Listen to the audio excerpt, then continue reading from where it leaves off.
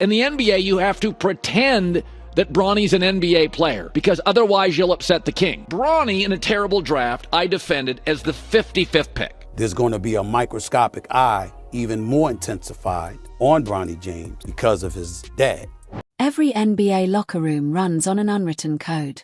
Nobody posts it on the wall, but the second you walk through that door, you feel it. Roster spots are sacred. 15 per team. That's it. And every single one of those spots sits on top of hundreds of dreams that never got a real shot. In the NBA, you have to pretend that Bronny's an NBA player because otherwise you'll upset the king. And remember, he is a 6 feet 2 inches guard that's a non-point guard. I've never seen that existing in the current NBA. And go back 20 years. He is 1 for 16 in the NBA from the floor, 0 for 7 on threes. He's not an NBA player. He was not a great high school player. He was a good high school player. He wasn't a good college player. He was a college player, and he's not an NBA player, and he may be a great kid. I'm sure he is. LeBron's a nice guy. I've met him. I just looked it up. League top scorers points per game. I went through 50 and there's no Bronny James in there. He had a 140-point game. Other games were won. So now you do the math, and it's not going to be in the top 50. I don't even know who this is. Bryce McGowan, Elijah Hark, Trey Alexander, DJ Davidson. Never heard of these kids, but they're dropping 30 a night in the G League. Why is Bronny sitting on the bench?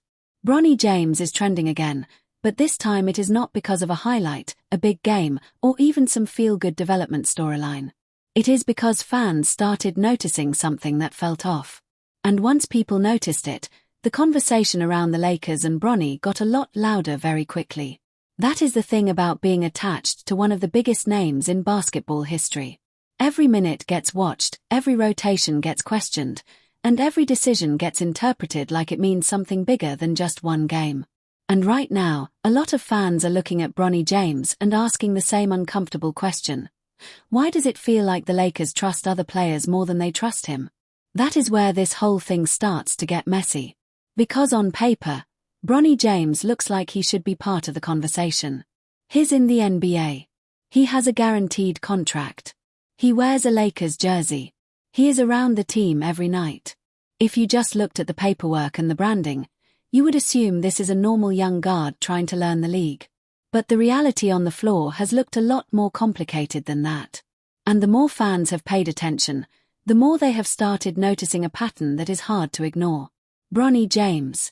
His 7 for 28 in 4 preseason games. From the field, his 2 for 13, I believe from 3-point range. He's got 8 assists and 8 turnovers. He's moving into year 2. This guy is not an NBA player. It's not about the money at that point. My point months ago was that because of who you are, one of the top 2 players in the history of basketball in my estimation, there's an immense amount of pressure that comes with that for his son. And when he talked like that and what have you, anything that goes awry as it pertains to his son, there's going to be a microscopic eye even more intensified on Bronny James. That pattern is simple. When the game matters, Bronny is usually not the guy getting the call. That is the strange part. In a league where roster spots are precious and every bench decision sends a message, the Lakers seem to be showing the world exactly where Bronny stands in their trust hierarchy. And once people started noticing that, the reactions came fast, because NBA fans know the difference between real development minutes and controlled low-pressure minutes. They know the difference between a young player being trusted through mistakes and a young player being kept on the sideline until the outcome is already decided. And with Bronny, a lot of people are saying the latter is what they are seeing. The source lays that out very directly. When the Lakers actually needed bodies, when the rotation was short, when Luka Doncic was out, when Gabe Vincent was unavailable, when Austin Reeves was dealing with issues, and when the roster needed somebody to step up, Bronny was not the answer they went to first. That is one of the biggest signals in the entire story, because a team trying to win does not usually hesitate to use a player if they believe he can help. Coaches are usually pragmatic that way. They are not sentimental when a game is on the line. They play the guys they trust.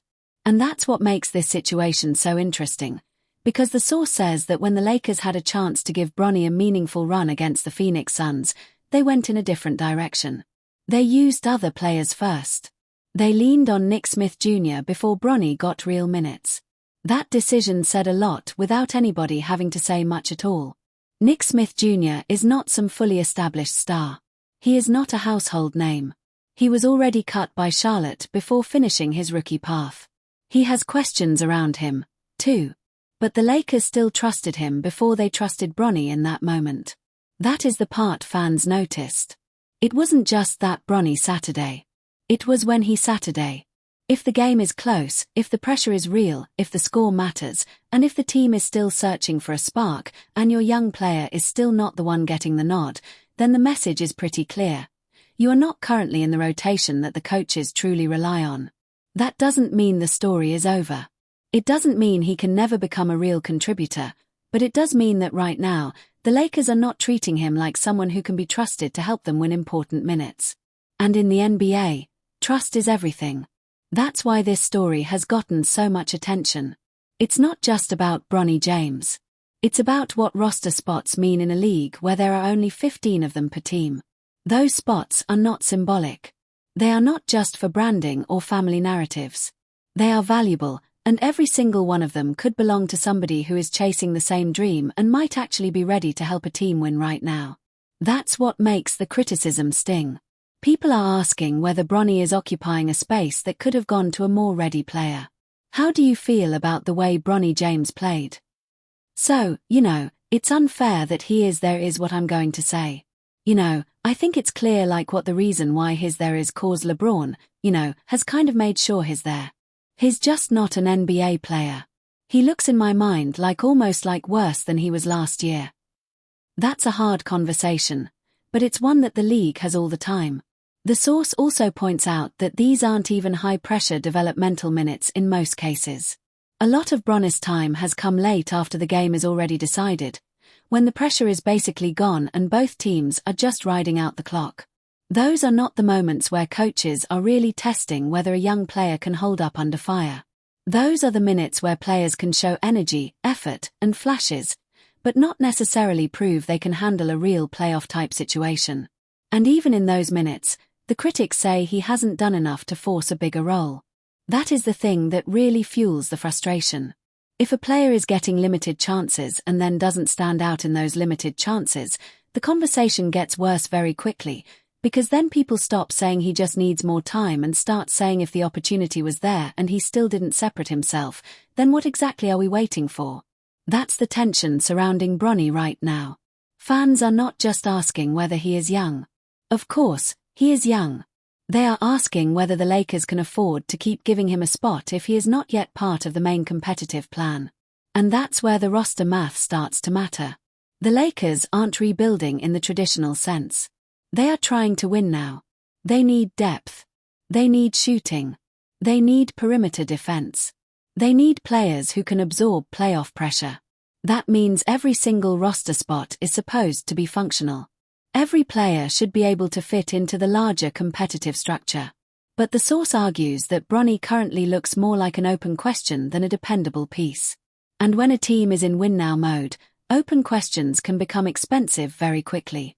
That's why this keeps turning into a bigger discussion than just Bronny himself. Fans are not just reacting to his stat line. They are reacting to what the Lakers' choices are telling them. If the team keeps giving him non-meaningful minutes while other players get the chance to help in real situations, then that says the organization doesn't really view him as part of the core rotation. That doesn't necessarily mean they're done with him. It just means they are not at the point where they trust him enough to roll with him when it counts. And the stats don't help. The source points out that Bronny has had a very rough statistical run. Low scoring, limited assists, turnovers that outnumber productive flashes. A lot of his production is coming in games that were already out of reach. A lot of his shooting numbers do not look remotely close to the kind of efficiency NBA teams want from a guard trying to carve out a real role. That is where the criticism becomes more concrete. It's not just a vibe. It's numbers plus rotation decisions plus the timing of when he gets on the floor. That combination is what really makes fans feel like something strange is going on. Some people read it as protection. Some people read it as hesitation. Some people read it as the Lakers trying to manage the situation carefully because of who Bronny is and who his father is. And that part can't be ignored either. LeBron James is still the biggest gravitational force in the whole conversation. As long as he's on the roster, there is a layer of context and pressure around Bronny that most young players would never have to deal with. That context is real. It changes how every decision is perceived. It changes how every minute is discussed. It changes how every failure is framed. Hasn't been any improvement. Too small of a sample size to say that he got worse. You still see the same kind of stuff, like the drive left and get up in the air and then on the way down trying to throw like a lob that gets stolen. His three-point shot doesn't really look great either on the open catch and shoots. But the source makes an important point there, too. The protection around Bronny is not going to last forever. LeBron's timeline is finite. The organization knows that. Everyone knows that once that era ends, Bronny will no longer get the benefit of being part of a father-son story inside the same locker room. At that point, everything becomes much more blunt. He will be judged like everybody else. And if the early results stay the same, then the questions are only going to get louder. That is why some fans are already looking past the emotional angle and asking the practical one.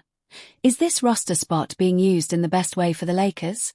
Not in the best way for a storyline, not in the best way for social media, but in the best way for winning basketball games?